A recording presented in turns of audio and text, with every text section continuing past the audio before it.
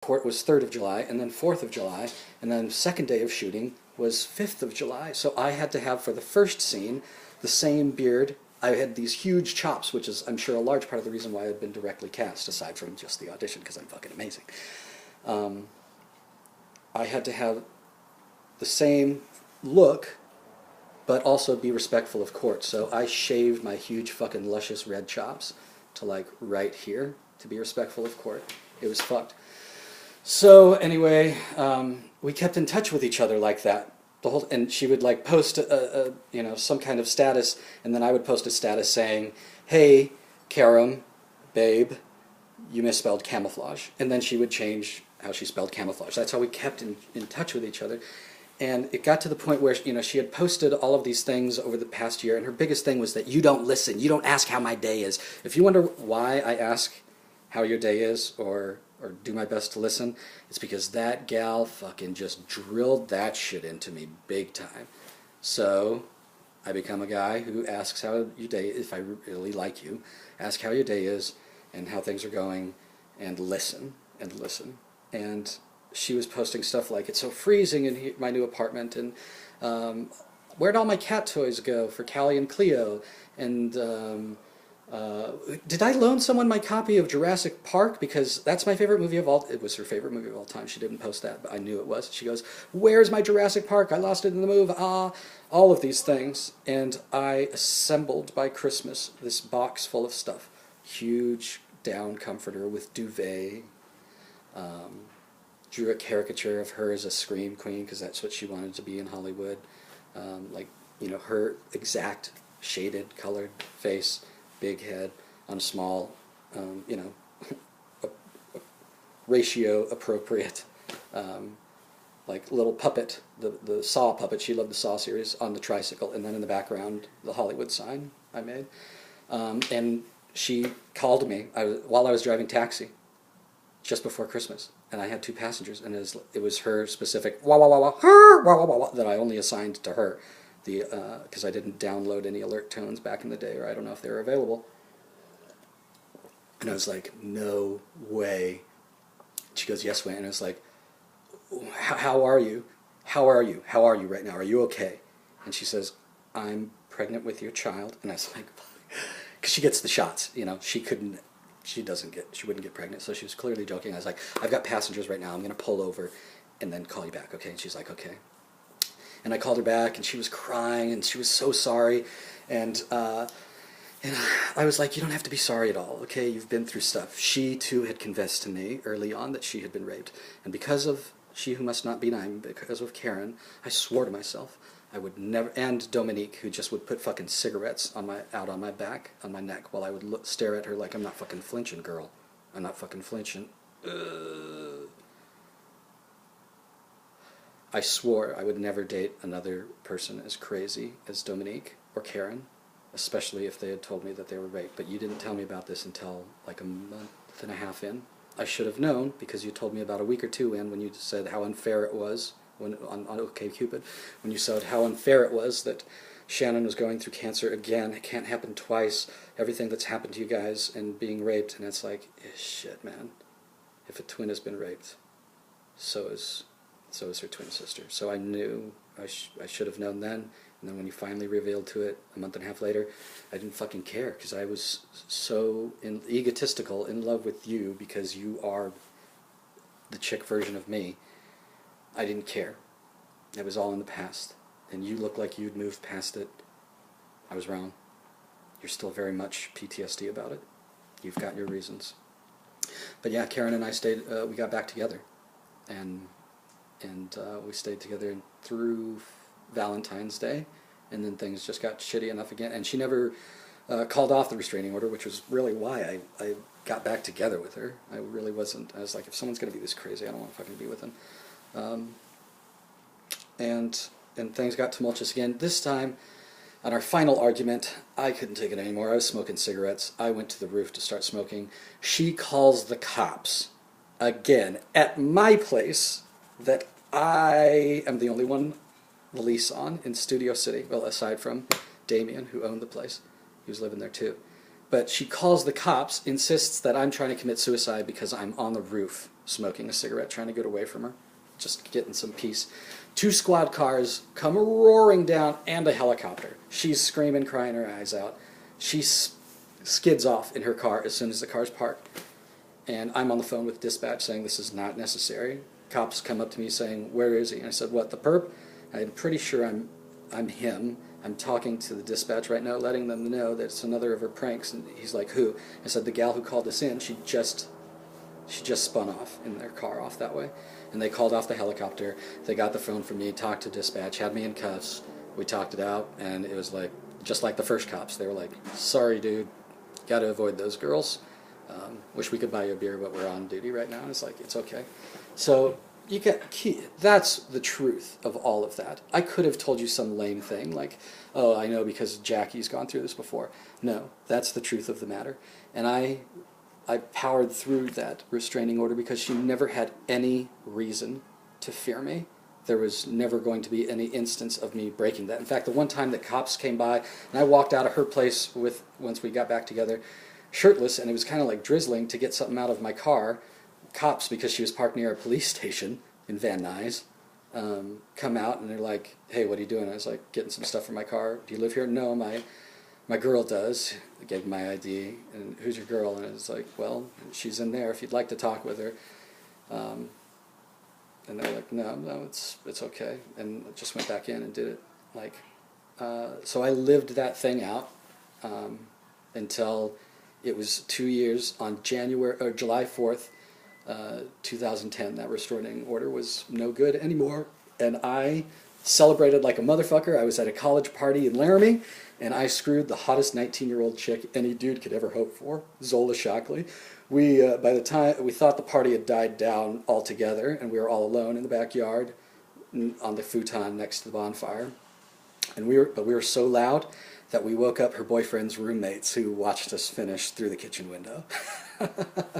That's a hell of a way to end that story. Okay, so now going back to this. Of all the times you've asked me what I want from you, I never took the time to ask the same thing of you. I can finally say, I want to watch you make the world burn. I've said it before, and I'll say it again.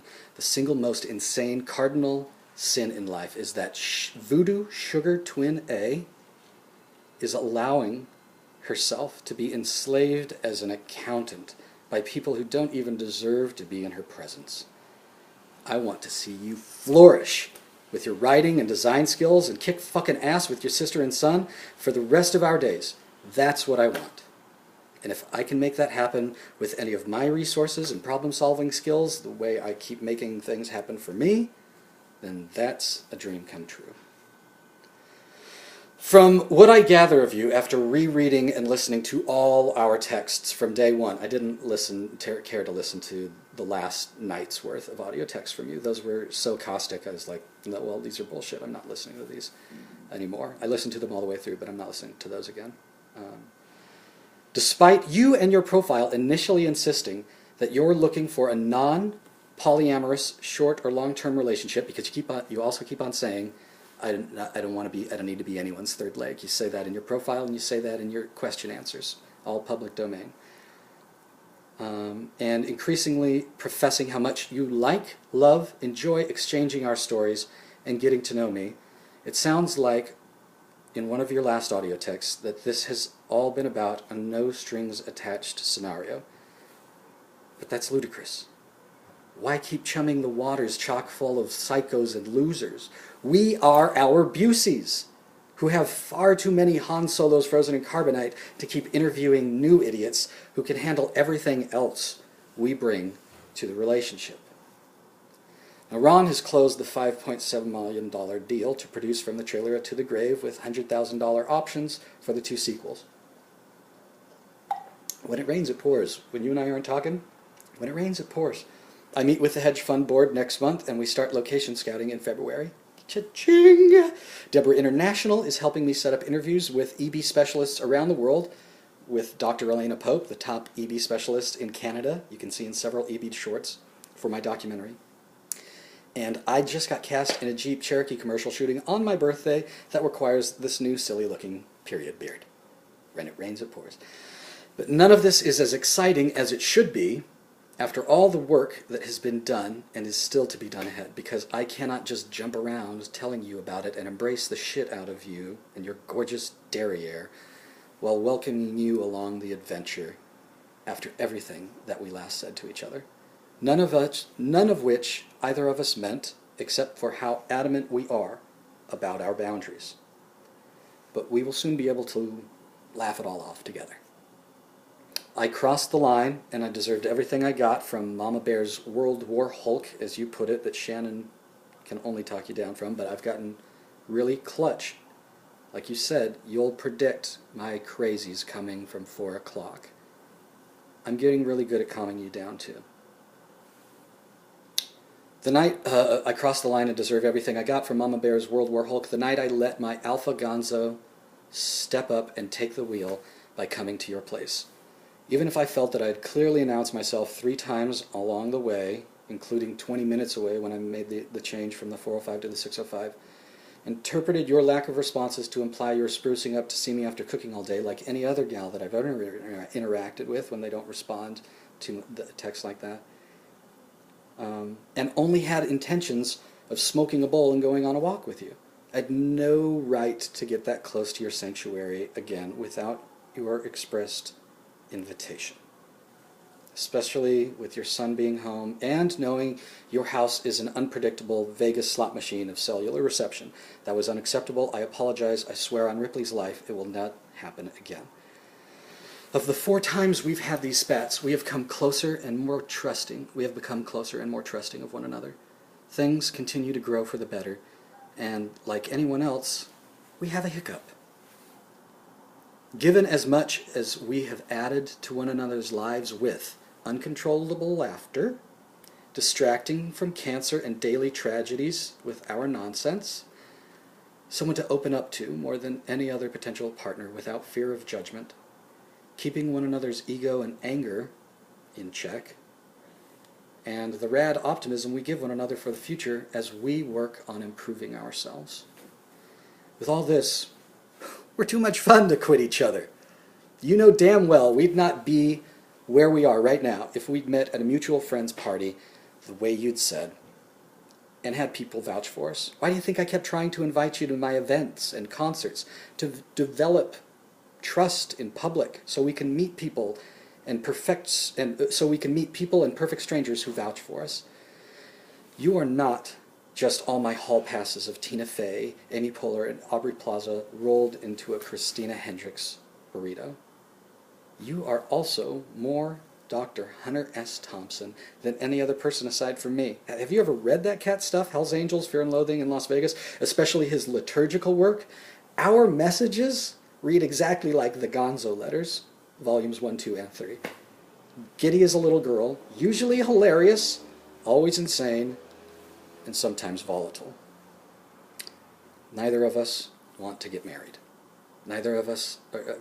marriage is an outdated institution that was created when people had like a 20-year lifespan and they only had to suffer through with each other for like 5, 10 of it. I have no interest in marriage. I never have. You talk in your sleep and flail. Neither of us are trying to get anyone to move in with us. You talk in your sleep and flail about, and I listen to Tibetan meditation bowls while cuddling with Ripley, who takes up most of my bed. That was a large part of the reason why Erica and I split. She could not handle the Tibetan meditation bowls at night, and Ripley took up too much room. And I said, "You go before the dog goes." Well, I mean, she takes up most of the bed I have now. It's time to shop for a California king and a new place altogether. From 2 years of driving people, I'm going to look at moving to Long Beach. I hate LA. But I love living an hour away from you.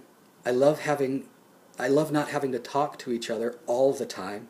I love that we have friends and lives completely fulfilling and separate from one another. We both love in the weirdest way possible, keeping one another at bay until we just can't wait to see one another. I don't know how many of your ex would vouch for you, but all mine, especially the past few years, can attest to just how inattentive I was to each of them, never even asking for a last name. You get mad at me for making boneheaded moves. I get mad at you for going over the top when you get mad at me. The solution? I won't make you mad anymore.